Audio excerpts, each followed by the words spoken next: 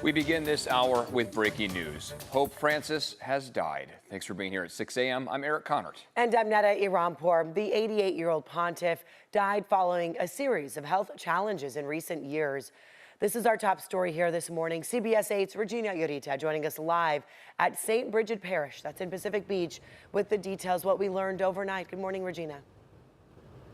Yeah, good morning, Eric and Netta. Well, it's been less than 24 hours and people were noticing Pope Francis actually waving and smiling at people. He actually was in the Pope Mobile. He took a cruise at St. Peter's Square, smiling at a lot of people. That's why as people are waking up this morning, learning about his passing, there's going to be more reaction coming in. So we're actually noticing from San Diego, Mayor Todd Gloria also sharing on social media saying San Diego joins the world in mourning the passing of Pope Francis, a humble leader, a voice for progress, and a champion for the vulnerable around the world. His legacy of compassion and hope will live on. Rest in peace, Holy Father. Just yesterday at the Vatican, Vice President J.D. Vance, who is a practicing Catholic, met with Pope Francis briefly. The VP was visiting Italy with his family this weekend. He met senior Vatican officials for more formal talks on Saturday, but the Pope, who had been recovering, did not take part in that meeting. Now this morning, the White House shared a memorial post for him, writing "Rest in peace" and sharing photos of President Donald Trump and Vice President J.D. Vance meeting him. His death comes just a day after Easter, just hours after he had made his final public appearance during his Sunday services. And as mentioned yesterday, he was seen in the balcony as well, blessing thousands of people in St. Peter's Square. Pope Francis was 88 years old. He suffered from chronic lung disease and had part of one lung removed as a young man. Just a month ago, he was admitted to Gemelli Hospital for a respiratory crisis that developed into double pneumonia. He spent 38 days there, the longest hospitalization of his 12-year papacy. The Pope had been released from the hospital, and it seemed like he was slowly recovering. His death now sets off a weeks-long process of allowing faithfuls to pay their final respects, first for Vatican officials in the Santa Marta Chapel, and then in St. Peter's for the general public. And it will follow a funeral and a conclave to elect a new pope. So back out here, we'll continue to follow this story, just trying to see some of the other reactions we are waking up to. But for now, I'll send it back to you. And here is a live look at St. Peter's Square in the Vatican as Catholics mourn the loss of Pope Francis. You see more and more people gathering right there. He does leave behind a reshaped Catholic church. CBS News correspondent Tina Kraus now with more on the Pope's life and legacy. From his first words as Pope, Fratelli e sorelle, buonasera.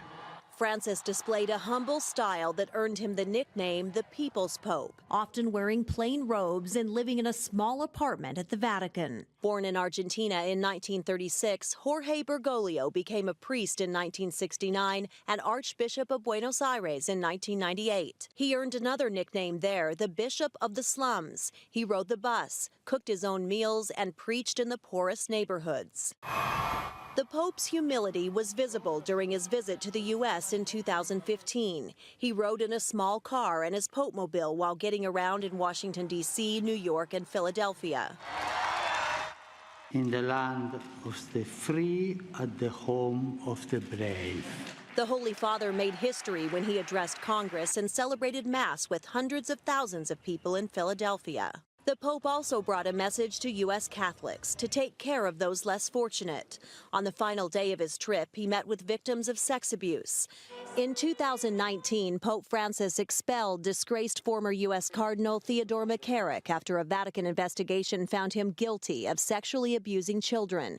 He was the most high-profile church figure to be defrocked in modern times. We ask forgiveness for our sins. The move came just weeks before nearly 200 senior church leaders met for a landmark Vatican summit to prevent clergy sex abuse. Nei confronti dei bambini. Despite the clergy abuse scandal, the Pope worked at making the church more welcoming. He launched a worldwide survey on contraception, premarital sex, and homosexuality. The Pope said gay people should not be marginalized and famously asked, "Who am I to judge?"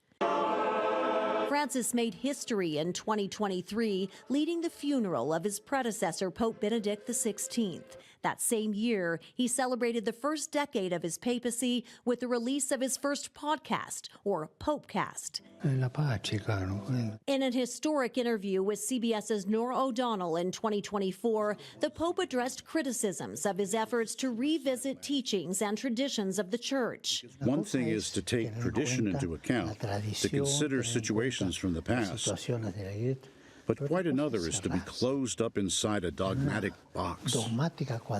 Francis, who had part of his lung removed when he was younger, battled a number of health issues in his later years, including hospitalizations for bronchitis. Supporters will forever remember him as a revolutionary pope, crediting him with choosing service and kindness over the power of the papacy.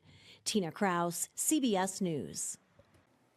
Stay with CBS 8 for developments on the Pope's death, as we are hearing reaction from all over the world. We'll have any updates posted on CBS8.com. Also follow us on social media and be sure to download our free CBS 8 app. Other stories we're following here today. San Diego Mayor Todd Gloria set to present his budget proposal for the next fiscal year to the City Council. The draft of his $2.15 billion budget, released about a week ago, aims to address a projected $258 million deficit.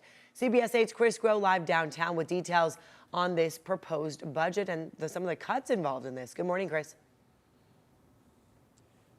Good morning, Eric Netta. Cuts, elimination, slashing, those are the words that you're going to be hearing when it comes to discussing this budget when you're talking about more than $250 million deficit in trying to reduce that by the time that the City Council actually votes on this final budget. And so what the mayor has put out just about a week ago did catch a number of people off guard, if you will, even though we had been hearing about some of the necessary cuts that would be proposed. That we believe, when it's all said and done, though, that this would save an estimated $112 million and balance the budget in other ways. Now, under this draft budget, let's go over some of the biggest cuts. We know that city libraries and rec centers are going to have their hours reduced. City libraries would be closed on Sunday and Mondays.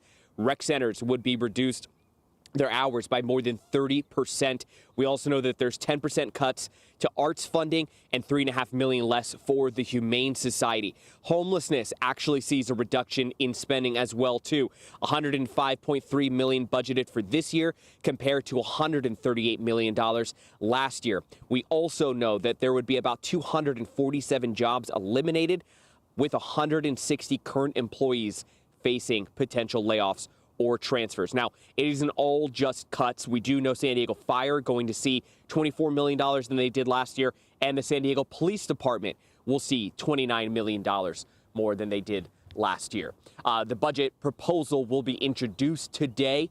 There will be public hearings held on this during the month of May. This will be from May 5th to May 9th. And then after that, the City Council will be voting on this, and it's expected to be, again, adopted by the start of the new fiscal year, which is July. Eric Annetta. And today, San Diego Representative Mike Levin and Imperial Beach Mayor Paloma Aguirre will urge the Trump administration not to cut funding for the Tijuana River sewage cleanup. They'll also call for the immediate use of more than $500 million in approved funds to upgrade the South Bay International Wastewater Treatment Plant.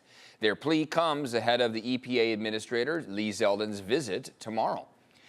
This morning, Padres player Luis Arraez is okay after the Padres infielder collided with an Astros player. Boom, right there on first base. Oh, it's tough to see this. Arraez was on the ground for about 10 minutes. You see the shoulder and elbow going into his neck. He was transported to Houston Methodist Hospital in stable condition. He was conscious, responsive, and able to move his extremities when he got there. Manager Mike Schultz said he suffered no fractures. Arraez said on social media he is resting and plans to rejoin the team today. The Padres did beat the Astros 3-2 yesterday and begin a series in Detroit this afternoon. Yeah, we were watching that as he was taken out on that stretcher, but he did give that little thumbs up, which is always encouraging. Reassuring. Yeah. You see things like that in football, unfortunately, but right. not so much in I was going to say, more rare in baseball. Right. Yeah, that second baseman kind of came across and they T-bone there. It's pretty rare for it to happen. Yeah, it's scary to watch. So glad to see he at least gave the thumbs up there. Yeah. We are back to cloudy skies here across San Diego. What we're expecting this afternoon is a pretty mild afternoon high, mostly in the upper 60s out by the coast, mid 70s inland, very close to what would be considered normal for this time of year.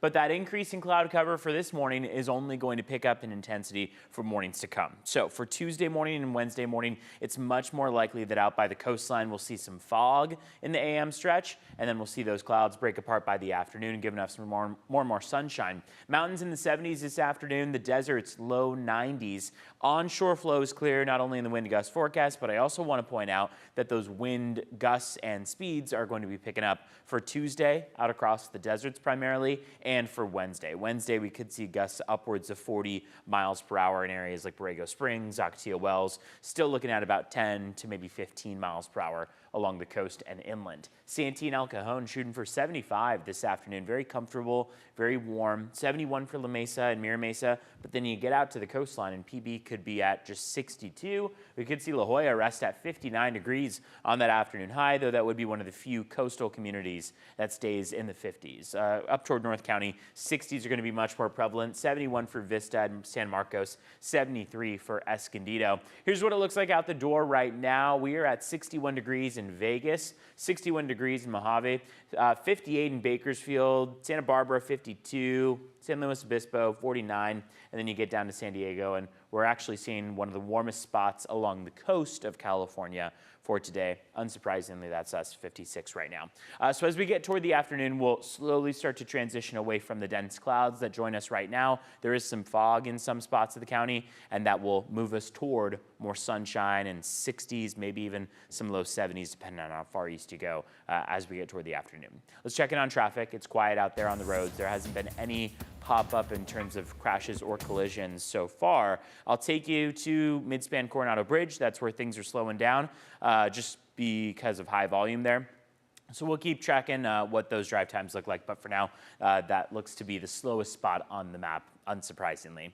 Let's take a look at your border wait times. San Ysidro Port of Entry right now, 40-minute wait. Otay Mesa Port of Entry will actually take you much longer. It's going to be about an hour and 40 minutes or so as you get across the Otay Mesa Port of Entry this morning. Back to you. Okay, thank you very much, Evan. Still ahead here, what the Supreme Court ruled on the Alien Enemies Act for deportations. Plus, who Defense Secretary Pete Hegseth is accused of sharing military information with on a second private chat. And the meteor shower you can see in the sky tonight.